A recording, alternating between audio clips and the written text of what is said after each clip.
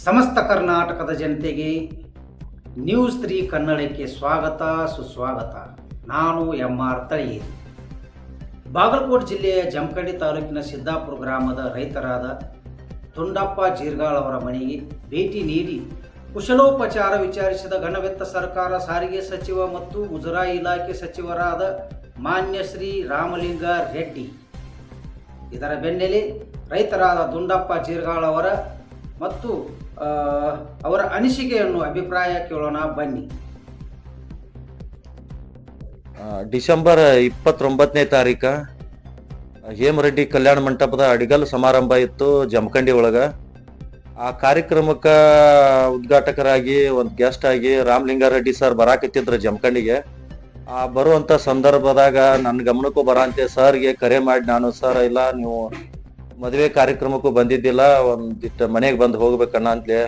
ಸರಿ ಆಯ್ತಪ್ಪ, ನಾನು ಆಗ ಬರೋಕ್ಕಾಗಿದ್ದಿಲ್ಲ, ನಾನು 100% ಮನೆಗೆ ಬಂದು ಹೋಗ್ಕೊನು ಅಂತ ಹೇಳಿಬಿಟ್ಟ. ಅಲ್ಲಿ ಕಾರ್ಯಕ್ರಮ ಮುಗಿಸಿಬಿಟ್ಟ ಒಂದು 10 ನಿಮಿಷ ಮನೆಗೆ ಬಂದ, ಸ್ವಲ್ಪ ಕಾಫಿ ಕುಡ್ದ, ಒಂದು ಸ್ವಲ್ಪ ಕುಶಲೋಪಚಾರ ವಿಚಾರ ಮಾಡಿಬಿಟ್ಟು ಸಾಹೇಬರು ಹೋದ್ರಿ.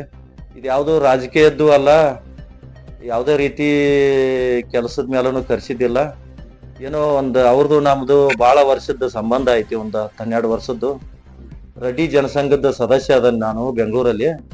ಹಿಂಗಾಗಿ ಬಿಟ್ಟು ಅವ್ರ ತೇಕ ಹೋಗೋದು ಬರೋದು ಎಲ್ಲ ಕೆಲಸ ಮಾಡೋದು ಮಾಡ್ತಾನೋ. ಅವ್ರು ಈಗಾಗಲೇ ಮಲ್ಲಮ್ಮನ ಗುಡಿ ಏನು ಕುಂಚನೂರು ರೋಡ್ ಒಳಗೈತೆ, ಆ ಗುಡಿ ಉದ್ಘಾಟನೆಗೆ ಬಂದೆ. ಈಗೂ ಸುಮಾರು ವೈಯಕ್ತಿಕನು ಒಂದು 50 ಲಕ್ಷ ಎಲ್ಲರೂ ರೆಡ್ಡಿ ಜನಸಂಘದಿಂದ ಘೋಷಣೆ ಮಾಡಿದಾರು.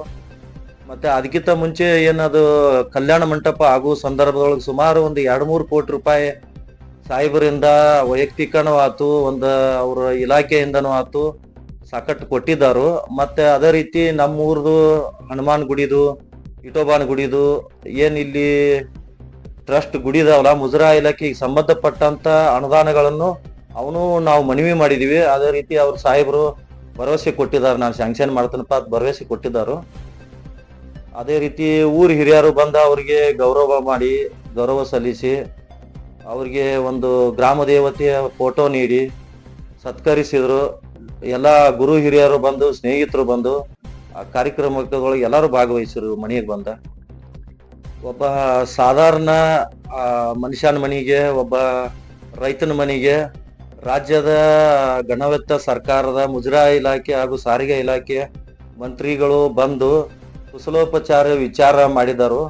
ಅವ್ರಿಗೆ ನನ್ನ ವೈಯಕ್ತಿಕವಾಗಿ ಒಂದು ಧನ್ಯವಾದಗಳನ್ನ ಅರ್ಪಿಸ್ತನು.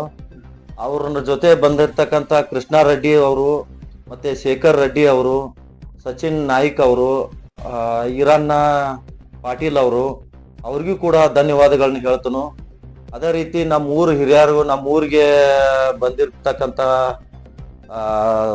ರಾಮಲಿಂಗಾರೆಡ್ಡಿ ಸಾಹೇಬರಿಗೆ ಊರು ಹಿರಿಯರ ಪರವಾಗಿ ನಾನು ಅವ್ರಿಗೆ ಧನ್ಯವಾದಗಳನ್ನ ಅರ್ಪಿಸ್ತೇನೆ. ಇದು ಒಂದಿಷ್ಟು ಮಾಹಿತಿ ನಿಮ್ಮ ಮುಂದೆ ನ್ಯೂಸ್ 3 ಕನ್ನಡ ಮೂಲಕ. ನಮಸ್ಕಾರ. ನೋಡ್ತಾ ಇರಿ, ಸತ್ಯವೇ ನಮ್ಮ ಶಕ್ತಿ, ನಂಬಿಕೆಯೇ ನಮ್ಮ ಸುದ್ದಿ.